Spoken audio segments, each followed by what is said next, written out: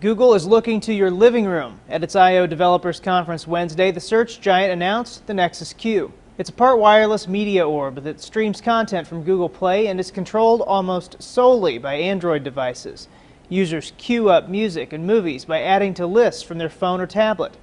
The only control in the Q itself is volume. Q is a milestone for Google, too. It's the first device designed and manufactured by Google itself here in the U.S.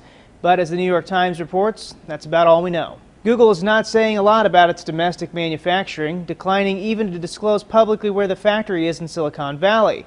It also is not saying much about the source of many of its parts in the United States. Google is touting the Nexus Q as a return to the era of shared music, less earbuds, more loudspeakers, but access is still limited, Wired reports. The platform doesn't support iOS, Windows Phone, or any desktop OS, so anyone who wants to exert Q control will have to do so on an Android device, another factor that's bound to limit consumer interest. The upside is it will work pretty seamlessly with anyone who's using an appropriate controller.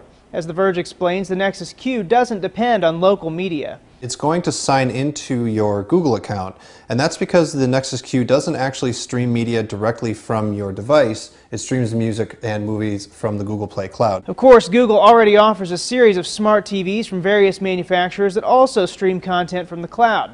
VentureBeat says the new gadget seems a little bit redundant. Google already has a streaming media platform in Google TV, which it's fighting hard to gain support for among both consumers and developers.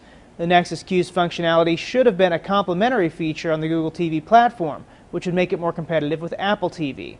Especially at that price, says CNET. The Nexus Q is an attractive device, especially for Android owners, but at $299, it's definitely going to scare a few people away. But TechCrunch says Google understands it has to take a stance in the market. The Nexus Q might be a more expensive, less useful version of the Apple TV, but it also shows you how Google is thinking about its place as a hardware vendor and why it thinks it's important to play in that space. It shows that Google recognizes the need to have an integrated ecosystem to compete against the likes of Apple. Google says the Nexus Q will be shipping soon. It's available for pre-order now at the Google Play Store. For Newsy, I'm Nathan Byrne, Multiple Sources, The Real Story.